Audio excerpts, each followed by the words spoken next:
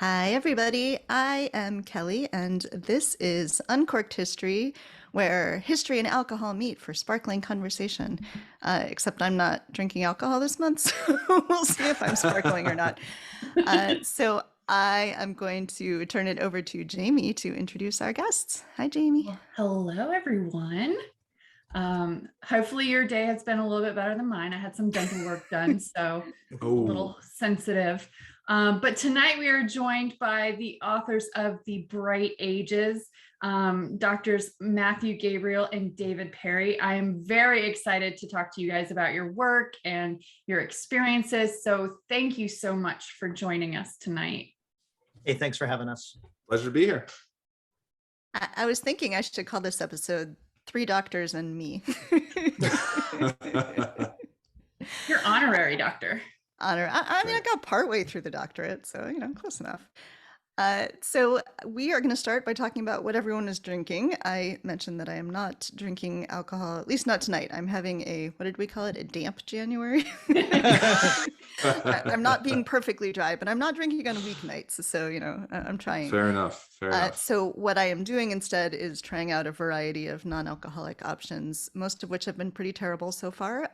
But I am tonight drinking something called Seedlip. Seedlip has three different varieties, at least three different varieties. They sent me three in a little 3-pack. And it's distilled like alcohol, but then they remove the alcohol. And the difference is they're not trying to be just like anything else. So they're not trying to be vodka or tequila or something. So this one is a citrus flavor. And so I made a sort of mimosa out of it. And so I've got, I think it's like orange, peach, mango juice, whatever they had at Trader Joe's, plus some of this citrus, plus seltzer water to make it bubbly. So I have my sort of mocktail mimosa is what I'm drinking. You can't tell, but this is a Joe Biden inaugural champagne glass, just in case you didn't know my politics. So Jamie, what are you drinking? So tonight I decided to make a martini, but a little bit different. My husband introduced me to these, I don't know how many years ago. We're not going to talk about that, but it is a dill pickle martini. Yeah, you got to really like pickles, but basically we finished a jar of sandwich pickles today, and I was like, oh, I have leftover juice. This is perfect. So vodka, pickle juice, perfect. Magic. Oh, it's so good. I might have a secret word for that one. I'm drinking a random French red wine of some grape that came out of my wife's wine advent calendar that she didn't want. So that's cheers, everyone. It's wine advent calendar. Wine. I didn't even know that was a thing. Yeah, so wine advent calendar. She got me a whiskey advent calendar. Let's be clear that we each got each other the advent calendar we wanted. Mine was just exceptionally good. And she likes the wines that aren't this random red wine. I've had a really long year already, so I'm just opening whatever and drinking it. It's been a really long 2022, and I'm glad it's almost over. Yeah, I got a wine advent calendar for this year, but they had production issues, and so it didn't arrive until like over halfway through the month of December. And I was like, well, I could catch up, but I believe in you. Yeah. So I have saved it. It should be fine in my basement until next year. So, and here I was getting a Lego advent calendar. We've got 5 of it. Next year, man, I'll know better. I mean, I have to say that as a Jew, I feel like advent calendars, you guys are just trying to one up the 8 days of Hanukkah. And as long as it's Scotch, I'm really for it. I think it's great. It's one of the good things, that brought into the world. I have a cocktail. It's called a Sawtooth. Which is kind of a New England-y flavored.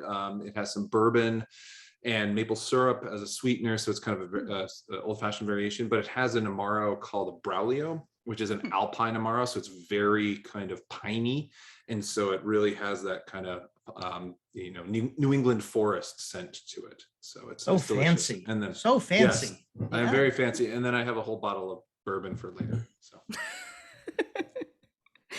When does midnight hit so I can start drinking because it's the weekend? Friday, that's the right. weekend, right? Friday's the weekend. Yeah. All right. Well, as Jamie mentioned, we are very excited to talk to you about your book. My other history podcast, of course, is All American History. So I was like, oh, I can't bring them on to talk. And I was like, wait, Uncorked, we can do this. So it was really fun for me to read something other than American history. I haven't thought about medieval history since grad school when I TA'd a class on religion in the Middle Ages. So it was quite exciting 20 years later to try to see if I remembered anything about medieval ages. So my first question for you is just sort of what it's like to write a book together. My husband and I have talked over the years about maybe trying to write a book together, and we live in the same house, and it's still so hard to think through, like, how do you do that? What's the process actually look like of writing a book together? And you guys, of course, did this in a pandemic when you couldn't be physically together. So just wanted to hear a little bit about what that was like. Well, I think we're fortunate that David and I have known each other for a really long time. So we've been friends for a long time, and we had collaborated on some a popular piece or two for the Washington Post beforehand. So we had the experience of writing together, and it was, I think we both agreed, kind of going out of that experience, like it was a very positive one. Like, we liked writing with each other. We were able to be very honest with each other about feedback. We were good about just being clear about kind of where we thought things were going and having a conversation about, and that was just like an 800-word piece. So, like starting small. And then, we had this idea that, as we were putting together the proposal, and again, like, David's in Minnesota, I'm in Virginia, so we weren't planning on like being together the whole time to be able to write. And this is in middle of 2019 or something like that when we really started working on this. But we would kind of get together every once in a while. And, one of the things that kind of, sparked our friendship is we both love fishing.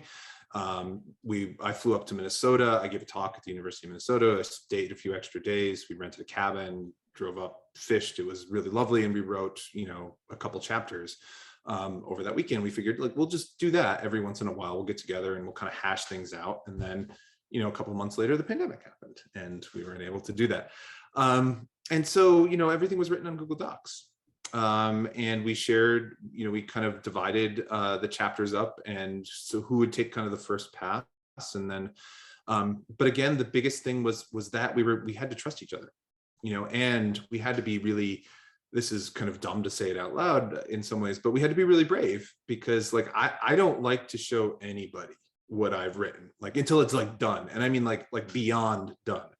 And even then, like, I'm always terrified, but now it was like first draft, David, take a look at this, make it better.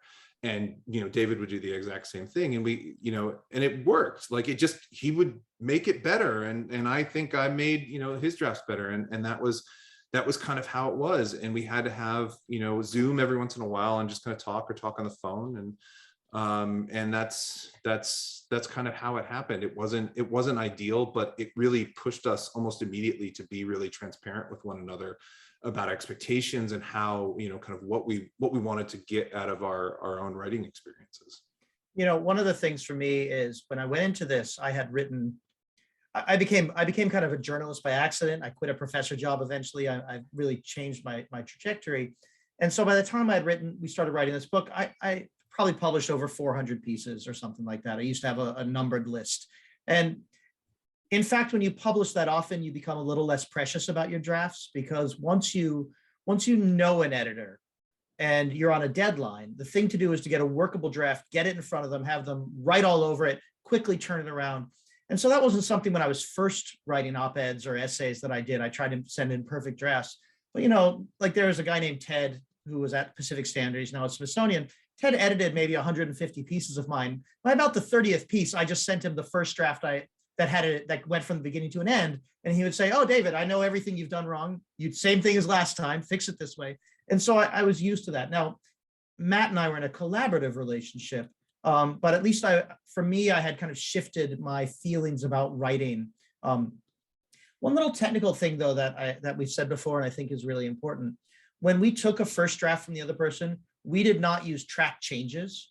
We did not try to delineate. We didn't once it came to the other person's, it's just their writing and they just wrote on top of it. And then maybe that went 2 or 3 more iterations, or maybe then once we had a draft we liked, then we tracked changes, but not because of ownership, but just to, to try to polish it and get it to the point. But I really think, like, I can't recommend that strongly enough, that in the early phases of writing, you can always go back and find something if something's cut, but you have to trust your co-author to take the first draft and treat it the same way you would treat your own first draft, and just keep writing until you get there.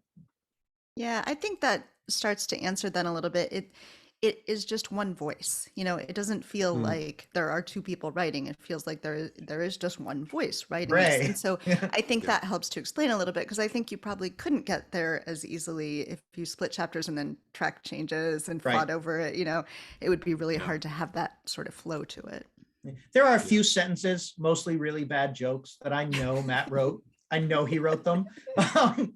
But there are many sentences that I feel like a lot of emotion reading, sentences I really care about. And I have legitimately no recollection of how they came to be, who wrote what words first. And I'm just thrilled by that, because when we started the process, I didn't know, like, I could have articulated that I wanted that to be the result, but I didn't really know, and I didn't know how we would get there. So I feel really fortunate.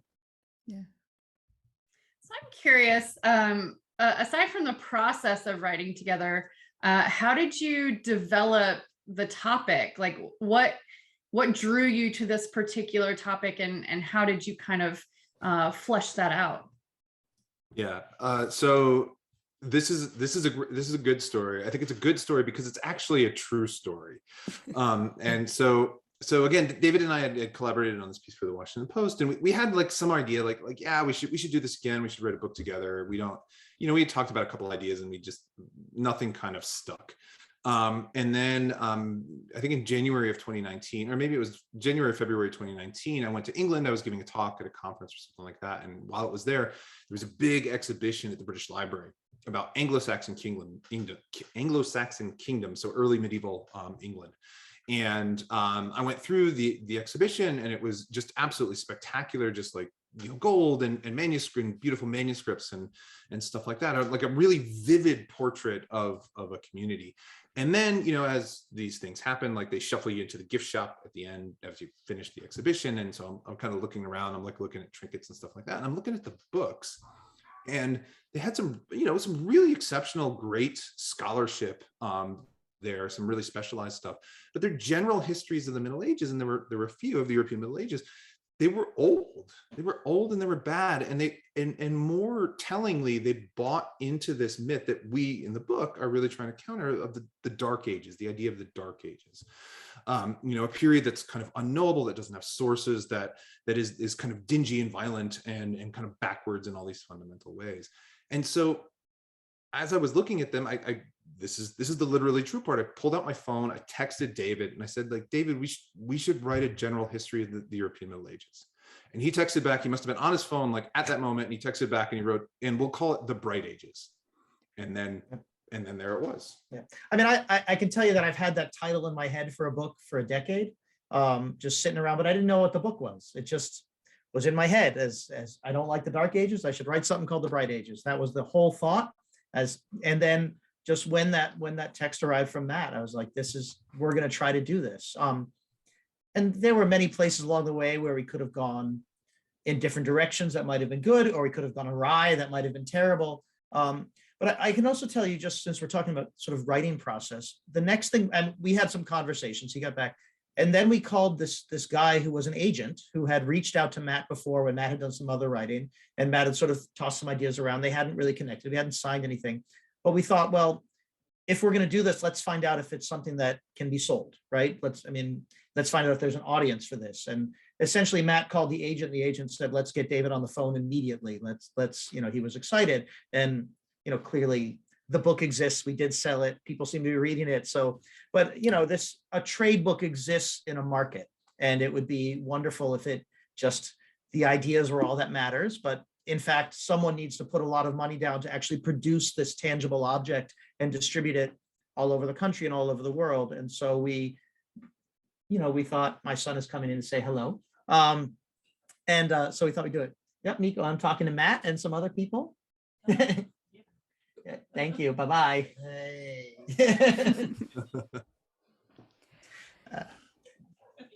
This is life. He's very happy. He's very pleased. But he didn't walk in to say hello. So,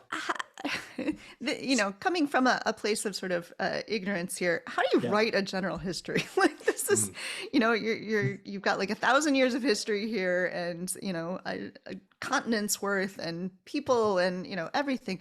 How do you even sort of wrap your arms around that? Figure out what to include, what what not to include, what all of these things like.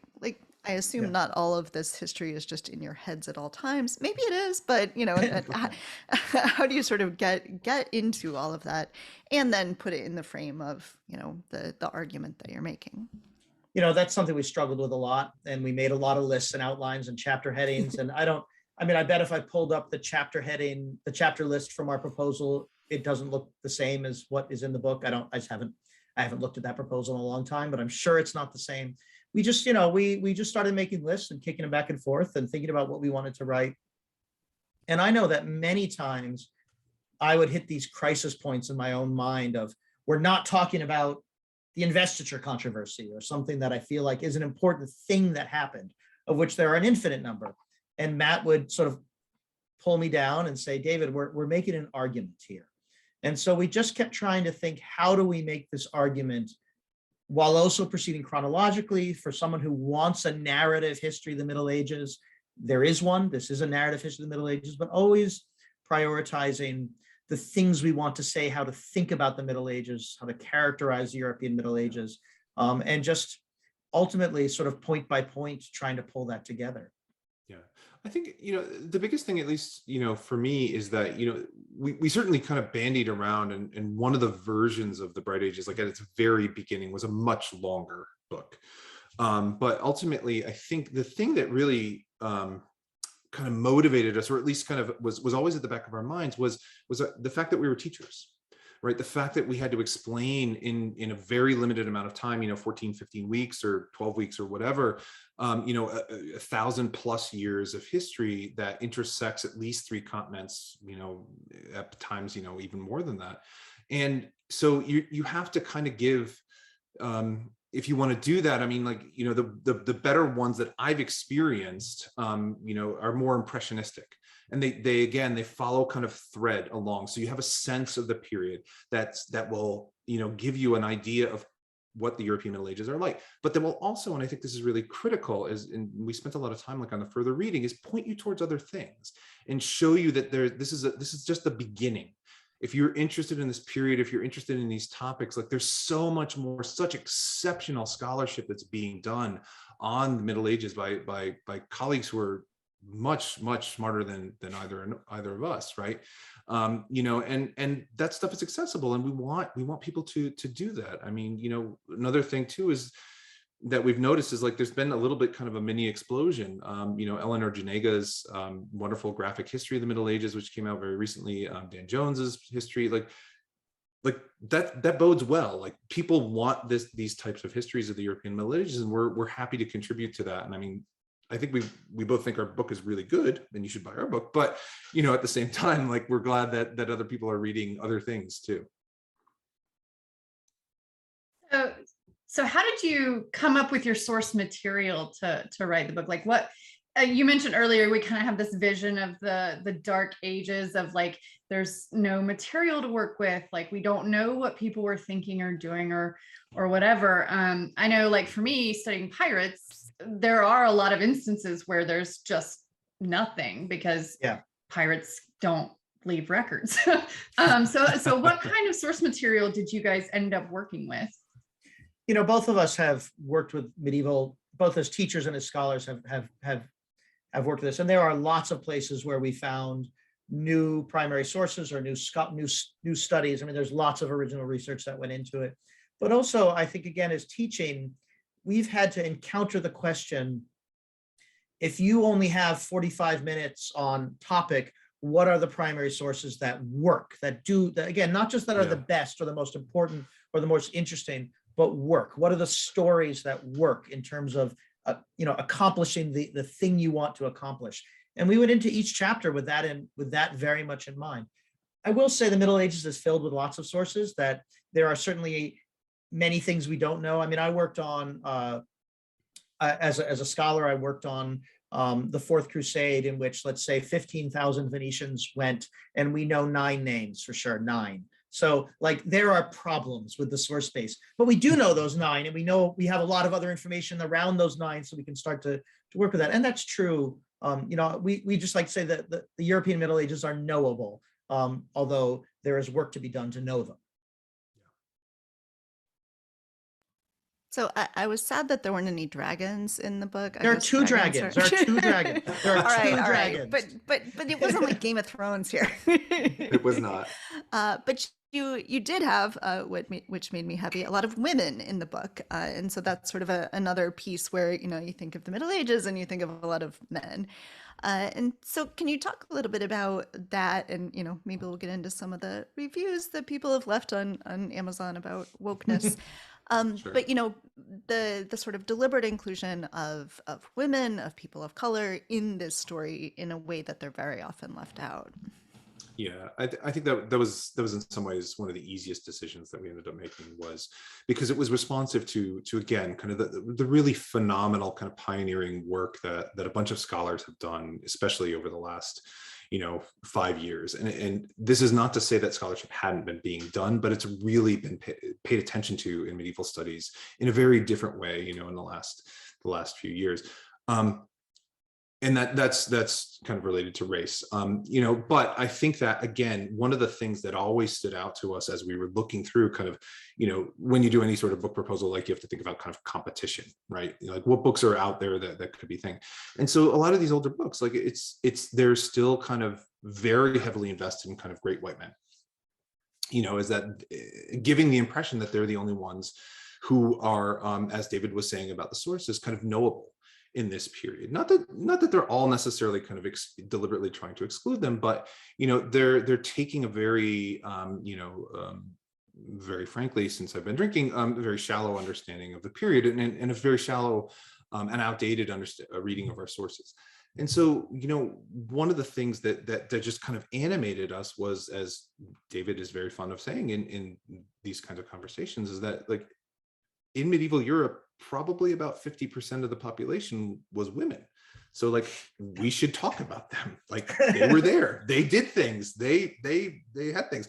And they always, even in these kind of older ones, like they pop up every once in a while. But what if you just reframe the question? What if you reframe, the focus? So instead of, you want to talk about kind of late antique Rome, like instead of talking about Theodoric, what if you talked about Galla Placidia? Right, Galla Placidia was there. She was doing stuff. She was really important. Lots of stuff. Lots of stuff. Right. She murdered so many people. Right. Like that's a thing. Hildegard of Bingen, Marie de France. Hildegard of Bingen did not murder anyone, to our knowledge. I want to. No, really sorry. Yes, I was conflating, and that's not. Yeah, I don't want to give that impression. So that would be interesting if she did. That would be really interesting. Yeah. So anyway, so telling those stories and using that lens, I think it reveals a whole different side of the period or the theme that we were talking about. And that's really the primary metaphor that we were trying to go through for the entire book was not brightness as in recuperative, that the Middle Ages are not dark and therefore like kind of something to praise and laud and kind of universally revere. Like they did lots of terrible stuff in that period because they were human beings, and but rather brightness as in shining a light and seeing the whole picture at least as much as possible. And that involved, right, like as we were talking about, like women who were very important, who did things, who experienced things, who lived lives that they loved, and they I was going to say live, laugh, or love, laugh, pray, whatever. But I'm not going to say that. But eat, love, pray. That's what it is. They did those things, but not necessarily in those order. Sorry. See, you can tell it was totally me who was all the bad jokes in the book. But also like the fact that, you have an early medieval abbot who travels all the way from Africa in order to take control of St. Augustine's in Canterbury in England. And nobody seems to think about this. Like racially, he would be coded kind of differently, but like he becomes foundational to the early medieval kind of educational experience in England. And by nobody thinks about it, we mean nobody in early medieval England says, oh my gosh, there's an Africa right there. We as scholars, in fact, think a lot about it. And again, this isn't me and Matt, but the people who are really doing groundbreaking work on early medieval England. And we just want to say that again and again, that, you know, we are doing synthetic work, and that's only possible because other people are doing whatever the opposite of synthetic is. But, you know, focus monograph or focus detailed studies that then make this kind of synthesis possible. So maybe it's a good time to read one of the quotes from somebody who left a review on Amazon. Uh, there are other ones that are, you know, longer and whatever, but one of the one-star reviews, and you got, of course, many, many, many 5- and 4-star reviews, which are wonderful. But this guy says that it is boringly blighted by a matched suite of wokish presuppositions, which is just like, does he take himself seriously? I'm not sure. But I don't. So can we talk some then about why are some people reacting this way to this book? And, you know, what are they really saying about this wokish presuppositions?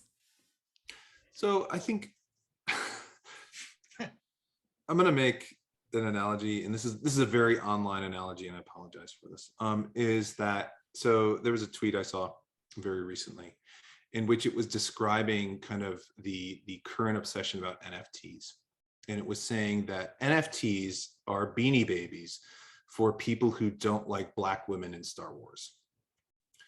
And I think that's kind of what they mean, is like the criticisms of the book, which are using the term woke, like some of these one-star reviews, and there's some other delightfully nonsensical kind of one-star reviews on Amazon, among other places, is basically saying like, where are my white men, right? Why aren't there more kings? Why aren't there more emperors? Why aren't there more battles? And those things happened in the Middle Ages, and there's plenty of histories about that. But, you know, and they're in our book, and they're in our book as well. But the thing is that they give the impression, or at least previous histories have given the impression that including that stuff gives you a full picture of a period, when it's really a very small slice. And so what we're actually doing is we're not doing kind of whatever they mean by woke, but what we're doing is we're giving a fuller picture of, or we're trying to give a fuller picture of the period, which includes people and places and things kind of beyond that very narrow slice. And when you pull back, it seems like you're intentionally minimizing, but what we're really trying to do is put them in the proper perspective for the period. And I do think, I mean, I think there's a couple things that go beyond that are even less kind or more threatening to the people saying this, as often happens. That, you know, part of it is that the idea of the heroic white male Middle Ages feeds into a lot of things, including overt terrorism, white supremacist terrorism, for which medieval narratives are important to them, but also kind of general sense of modern conservative nationalism.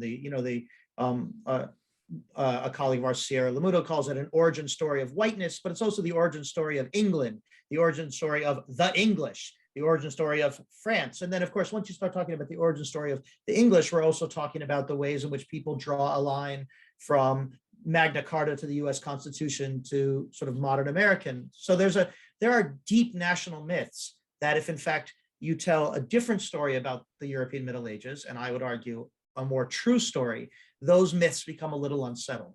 So does, you know, Mr. One-Star Woke Reviewer know that's what he's upset about, or is he just, you know, he wants his kings? I don't know, right? But that's definitely part of the deeper, bigger picture there, and that's something that really matters to me as a medievalist. That as medievalists, we do the best we can, and certainly for me, it's been a learning journey, and I continue to try to do better at it. At really intentionally going right at those myths and trying to say, one, they're harmful, two, they're just not true. So let's see what we can do with that.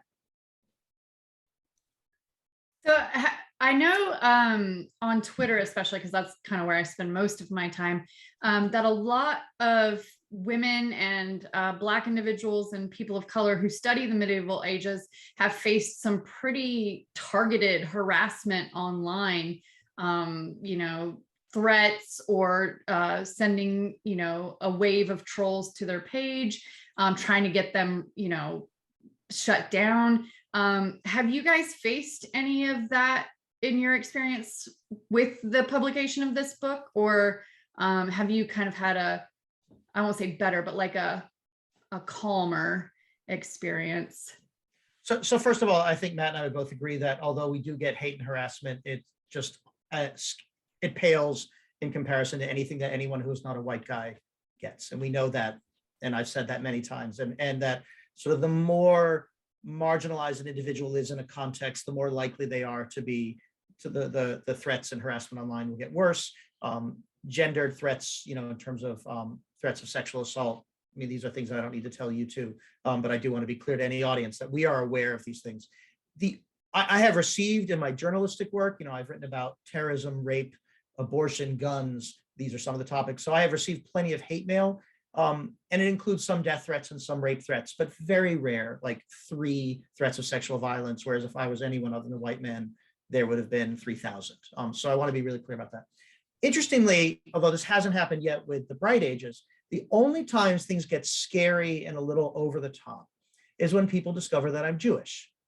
My name is David Perry. That doesn't sound Jewish. My middle name is Mordechai, so David Mordechai. That's kind of a giveaway, but that's it. I don't put the whole name out there. It's a lot of characters. I'm not hiding my Judaism. It's in plenty of articles I've written. But those are the only moments in which it becomes a problem. I remember I had a thread about there was a Thomas Becket proclamation that Trump put out right at the end of December. And I had a long thread about it that went viral, and a Nazi sort of found it and said, hey, look at this woke historian, and then said, oh, he's Jewish. And then it got bad.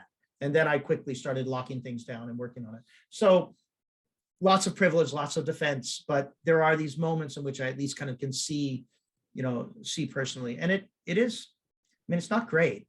It has not happened with the Bright Ages yet. Yeah. Will it? Probably. But partially Amazon gives a forum for some of that to happen. And so that at least hasn't happened on social media to me yet. But we're aware of what it looks like. We're aware of the ways in which we're protected, but we're also aware of the ways in which we're not protected, and try to be pretty thoughtful about that. So, of course, when you were first thinking about this book, we weren't yet in a pandemic, but by the time you were writing the chapter on the Black Death, we were in fact in a pandemic.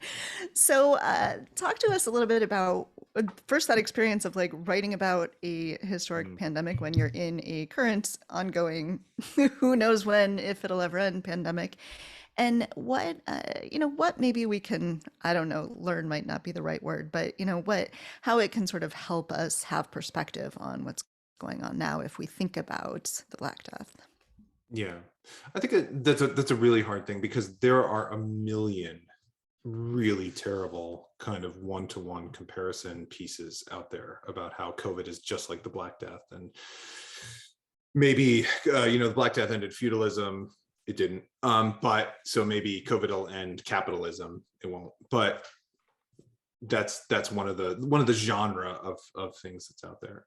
So I think it's very difficult. I think that's one of the things that was really useful as we were writing about some of the terrible things that happened in the Black Death is kind of one of those in the European Middle Ages, and there's plenty of kind of terrible things that we write about.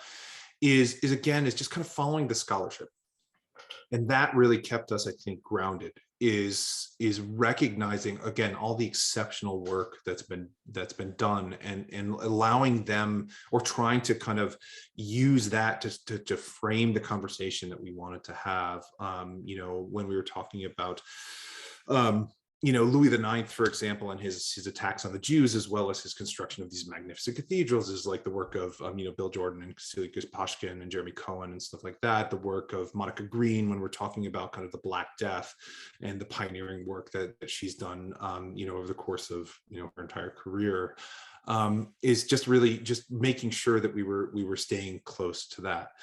And this is something David and I have talked about in other venues, but we really try to thread it through the book. The other thing that really helped us, I think, is that one of the things that studying history does, and especially these periods that seem analogous to ours, is I think it opens up possible worlds. And what I mean by that is that, I think we tend to think of the past as moving towards a necessary end, that they couldn't have done otherwise. Things couldn't have turned out the way they did.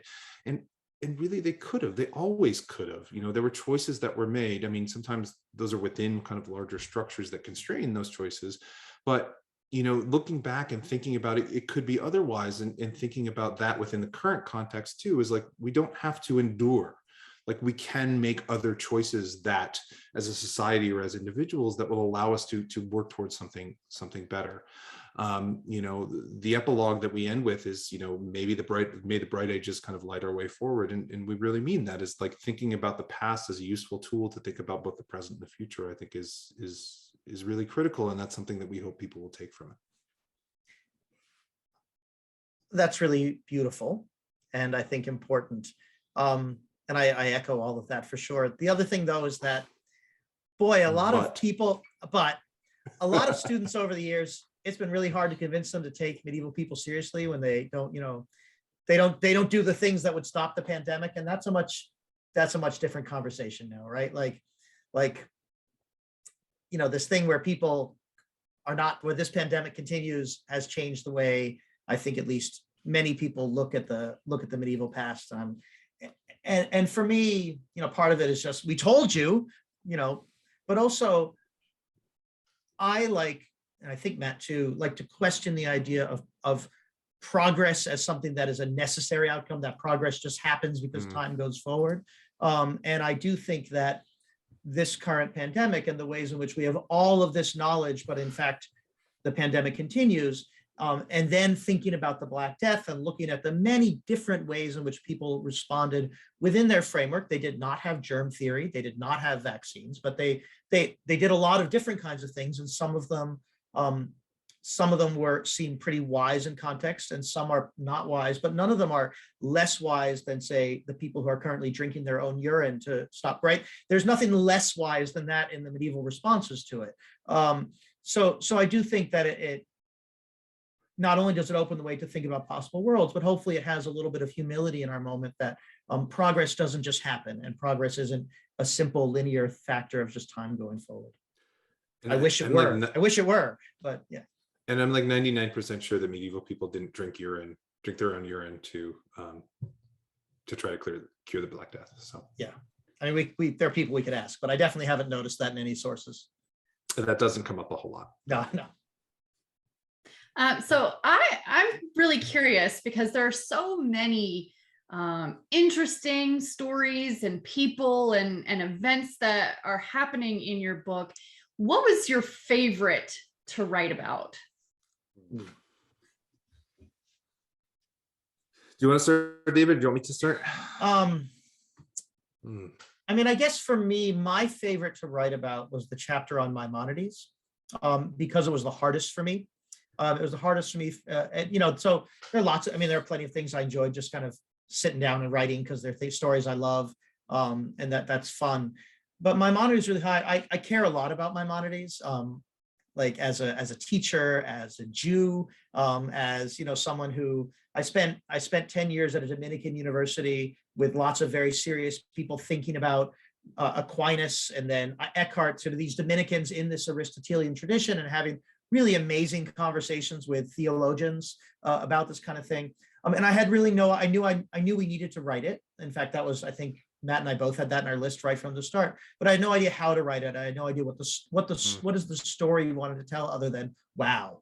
And finding our way through that was one of the most kind of generative processes for me, to realize that what I really, first of all, I wanted to talk about, I wanted to open with the death of Maimonides' brother David in the Indian Ocean, because first of all, it gets us very briefly into the Indian Ocean, which is not a big part of our book, but it was there the whole time.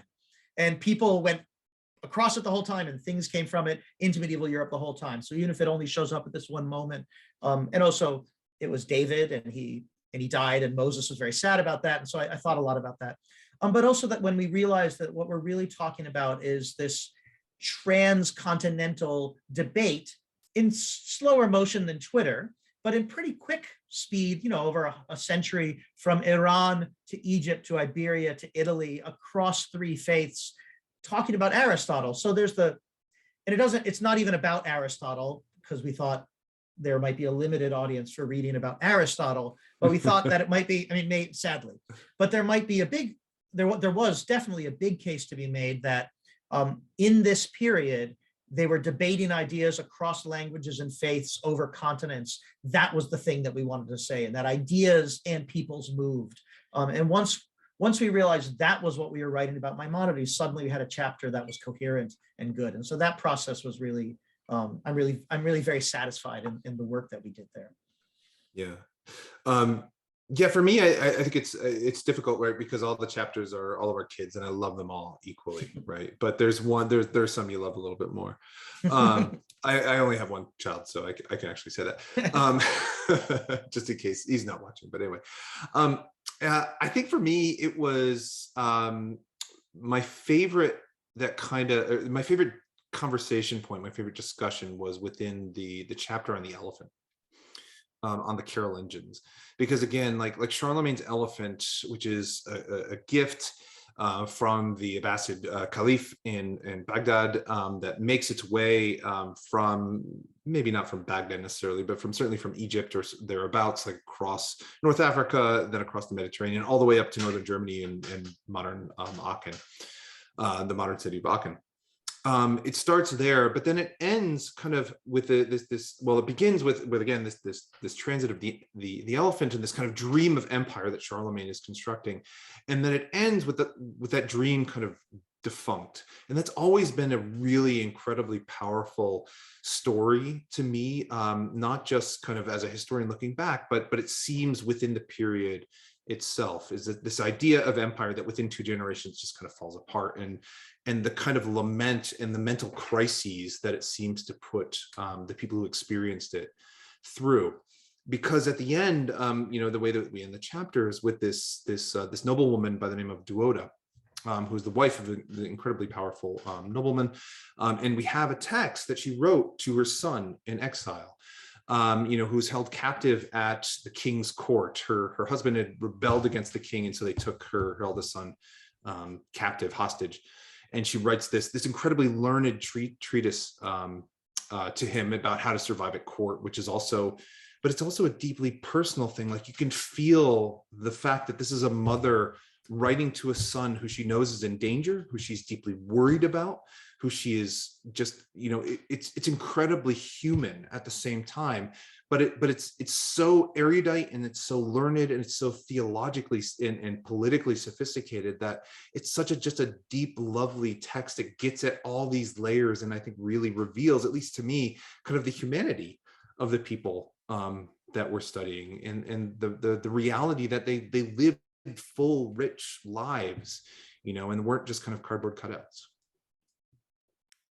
So speaking of full and rich and not cardboard cutouts, there's a lot of art history, architecture history in this book. There's a lot of material culture. And since I don't read much in medieval history, haven't in 20 years, is that a thing that happens a lot in writing of medieval ages? Is this something that you were specifically thinking about? What does that piece of it look like? I mean, I definitely think there are disciplinary boundaries that many people feel they can't talk about art, or if they do talk about art and they're not an art historian, they talk about them in ways that art historians scoff at. And I mean, there are disciplines and there are things, and so that all happens as in any field. Art was always part of the story for me. When I was early on thinking about the Bright Ages, I was thinking about the writings of this man, Abbot Suger, who wrote a whole treatise on beauty and how beauty works in sacred space to transport the viewer into this other, to be closer to the sacred. And I teach that text, and I read that text, and I think about that text all the time. I just didn't think I could write a whole book about that text, and other people have done beautiful work, so I didn't need to. But that was on my mind. The first, I work on Venice, and although Venice doesn't show up a bunch in our book, in part because as soon as I start writing about Venice, then I've written 10,000 words, and I have in fact already written those 10,000 words and 100,000 more on top of it. So maybe that's for the best. But I have never forgotten my moments in Venice, getting off the train station, seeing that city and weeping, having spent years reading about it, and suddenly it's there, walking into San Marco, lit by electric light, not candlelight, but just everything is gold. Everything is gold. Going into a a passageway between the Church of San Marco and the Ducal Palace, which is closed off because one is a church, so it's free, and the other one's a museum, so you have to pay. But I got a guard to open it for me, and there's this marble plaque that people would have passed between from the 1260s on. And right at waist height, the marble is worn smooth because people ran their fingers along it. Well, the guard left me. I ran my fingers along it. I totally did. It was an amazing. So, these things that we touch and feel and see, and the ways in which visual narratives tell stories to people, and tell often multiple stories intentionally and unintentionally. If it's, these are just part of the way into the Middle Ages are these things. And then I guess the other thing is objects move, and that's again as part of my scholarly world, but objects move. And so when we're thinking about permeability, people move because they want to, people move because they're forced to by war, or because they're enslaved. People move, they march one place, they march back, they're merchants, but stuff moves, so that even a medieval person who never moved, things came to them. And when they came to them, they carried meanings, and they created the opportunity to place new meanings on them. So without material culture and without art, fine visual art, we'd be missing a big part of the story. And again, I know we've said this before, this isn't just, this is some of the scholarship I have specifically done, but this is part of what we might call, what some people have called the material turn in medieval studies, right? There's a whole almost generation of medievalists, historians in particular, who are trying to figure out different ways to talk about stuff, and art historians who are trying to figure out ways to communicate with history and collaborate. There's a wonderful kind of thing happening around things, and literary scholars thinking about the agency of things, and that definitely, that in some ways that to me is important as including Jews, or including women is such a base, because 50% of the population again. But it was really important to me that's part of the story, because it's part of the story. And I think, the only thing I would add is just to echo everything David said, is that again, just to emphasize, is that people did things with things. They lived in the world, and so they had all sorts of sensory experiences. They touched things, they smelled things, they saw things, they tasted things. Like we talk about reliquaries, right, where monasteries would have to put guards because people would try to bite bone fragments off of the reliquaries of saints when they went in to kiss it, right? So there was a real kind of the fullness of their lives was all these things, all of these experiences, and that involve tactile objects.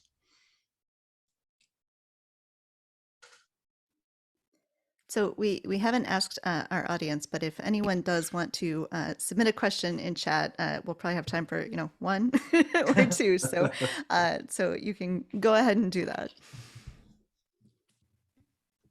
Part of having two authors means that Matt and I talk a lot, because there's both of us, and we tend to fill up the hour very fast.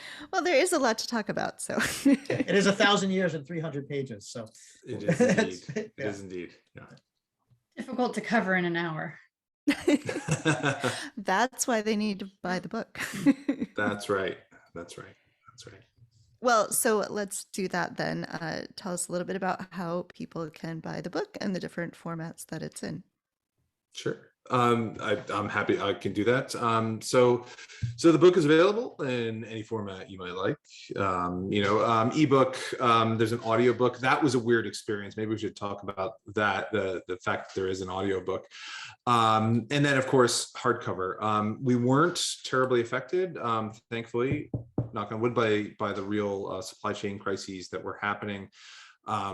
So the book was released kind of on time, and that was really great. I know that some authors have had real problems with that. There was literally a paper shortage for a while for printing things. And our UK release keeps getting delayed. Yes, yeah. That's in some ways. I think that's a good thing, because we found out that our book has gone into a second printing. So they just kind of ran out of some of the books, and they had to print them again. So I wish that there were more out there already, but this is a good problem to have. So do you want to should we talk about the audiobook a little bit? Because that was a super weird experience for me. Yeah. Yes, please. I'm a huge fan of audiobooks. So I should tell you that I'm dyslexic. So when I taught myself to speed read at age 5, which was great. And also I know and figured out I was dyslexic, but I am. And so reading for pleasure to me, my ears are not dyslexic. And so audiobooks, I mean, that's how I read for pleasure, is audiobooks. So they really matter to me. Yeah. So the process was, I mean, I don't know if this is the same for trade books. This was our experience, is that we were basically told that there was going to be an audiobook. We were really excited about that. I know some authors have done their own readings. We definitely did not want to do that. And so we were sent, I guess people auditioned, and like actual, people who do audiobooks, voice actors, and we were sent samples. And we were told to kind of have a conversation between ourselves and kind of figure out what we wanted and stuff like that. And so we had a pretty robust conversation, I think, about, they were all really great options, and we're really, really happy with, kind of the way things turned out. But it is exceptionally weird to hear your words read back to you by somebody else. Yeah. So we had four men. One of them was English, and although I am definitely affected by the English accent, as many Americans are, I was never tempted to have an English accent read our book, because that seems weird because we don't have one. We landed on this guy named Jim, who was great. We liked him. People seem to be liking the audiobook and the narrator, which is good. I can tell you that I pressed play when I got a version, and I heard this stranger read, the dedication, which includes, my wife and children. So that was a little weird, and Matt's, and then to our colleagues. Yeah. And then he's reading that first sentence. Our story begins on a sunny day, and I started to cry, and then I had to turn it off because it was so emotional and so strange, like my own little personal uncanny valley. And I have only listened to the first two sentences of my book, and I don't know when that's going to change or if it's going to change, but I am thrilled that it exists, and that exists in a professional format, and that people are listening to it and responding favorably. Seems like a lot of terms and words and places, names and stuff for someone who is not the two of you. We were given a list. Did they have to consult with you? Oh, okay. Yeah. We were given a long list, and Matt and I actually sat in a cabin the second time the book was done. We had this brief window where we thought it was safe, and sat in a cabin and went fishing, but recorded names and agreed. He and I had to agree how things are pronounced, and we created audio files for him. And I assume he did a good job, and I don't know because I haven't been into this. That just between us. Yeah. Well, we actually, I think for some of the names, like, there were things that we had only seen written, so we really had no idea. So we actually had to go out and talk to colleagues and ask them their opinion about how would you say this particularly some of the longer Arabic names. I actually don't know how to pronounce them. I just know how to write them. And so but I know people who know, and we did that. That's so fun, because so my book, the History Press, doesn't do audiobooks. Like, if you want to do an audiobook, you're on your own. So I had to go through the whole process of like signing up for ACX, and so I had, unless I paid out of my own pocket for a person to read it, I read it myself. So I have not listened to my audiobook because me, and it's awkward. And you can imagine I'd be even less likely to listen if it was me doing it. So, as someone who has edited probably 1,000 hours of my own voice speaking, it's not fun. Well, it was exceptionally hard because I had to keep rereading stuff because my dogs would come click, click, click, click, click, click, click. And I was like, unreal. All right, so we did have two quick questions that came in. One is my mother asking Jamie, not you guys, sorry, asking Jamie the recipe for the dill pickle martini. So the recipe is to eat an entire jar of pickles and have pickle juice left, and then pour as much vodka as you want into a shaker with ice. And then you add as much pickle juice as you want into that shaker, and you shake it all up, and then you pour it into a glass. It's beautiful. Literally just vodka and pickle juice. I'm sorry, Jamie, that sounds really disgusting. It's one of my favorites. I love it. All right. And the other question to our two wonderful guests is, are you guys going to start a podcast about the medieval world? I threaten Matt with a podcast every 2 or 3 days. I send him a message with a podcast title. I mean, the Bright Ages sounds like a great name for a podcast. Yeah. The one I will say, David, and I'll say this in front of our audience, the audience too, is the one that most tempted me was the Dork Ages. So, okay. All right. Well, now you got to do it. Yeah. That's right. So we are close to the end of our time. So Jamie has a thing she likes us to do at the end of every episode. So Jamie, go ahead. All right. So at the end of every episode, we like to have each of us offer a recommendation to the audience. And it can be anything. It can be a book, an artist, an album, your favorite roller coaster or theme park, or, your favorite kind of pickle. Like, whatever you want to recommend to the audience. So yeah, all right. Thank you for the recommendation. Yeah. Okay. All right. Do you want us to start? Sure, go ahead. Whoever wants to go. I'll go next. I would like to recommend the Irish whiskey Writer's Tears. It is spectacularly delicious, and it was in my advent calendar, and it was my favorite of my advent calendar. It was Writer's Tears. So yeah, that's my recommendation. Excellent. This is hard. So sandwiches are my love language. So I'm going to recommend a sandwich. I think a well-made Cubano is one of the best experiences a person can have in this lifetime. And so if you have opportunity to eat a Cubano sandwich, then I think you should. Excellent. So I usually recommend the book that I've just been reading. The book I've been reading for the past week is The Bright Ages. So everyone should go read The Bright Ages, which is a wonderful book, including for non-medievalists like me. But I'm also going to recommend a non-book thing, which is unusual for me. I'm going to recommend that everyone learn how to knit. So I have been knitting for a little over a decade, and I knit every single day. And it is the thing that sort of grounds me each day. So if you are in the kind of profession like all of us are, where you spend a lot of time staring at a computer screen, I spend a lot of time personally emailing. So it just feels like my work just disappears.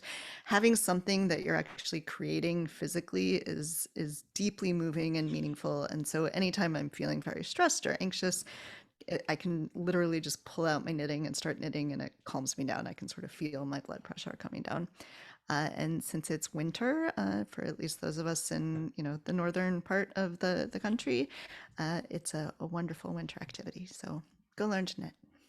Nice. So I have two. The first is therapy. Go to therapy. It is amazing, right? We have such stigma against therapy, and I've been in therapy off and on my whole life, but I finally found a therapist that I click with, and we're doing this 12-week PTSD program, and it's really changed my thinking towards various daily things that I would either overthink or have anxiety about, or random stuff. So therapy, I think everybody should have a therapist. The second, because I've already promoted The Bright Ages in a episode a few weeks ago, I'm going to recommend a history of the world in 6 glasses. It's from 2005, so it's a bit dated, but it's by Tom Standage, and it starts with beer in Mesopotamia and ancient Egypt, goes through spirits in the colonial period. It talks about coffee and tea, and then it ends with the rise of Coca-Cola in America and kind of the cultural effects of that. So it's a really interesting read, and it's very fast. So excellent.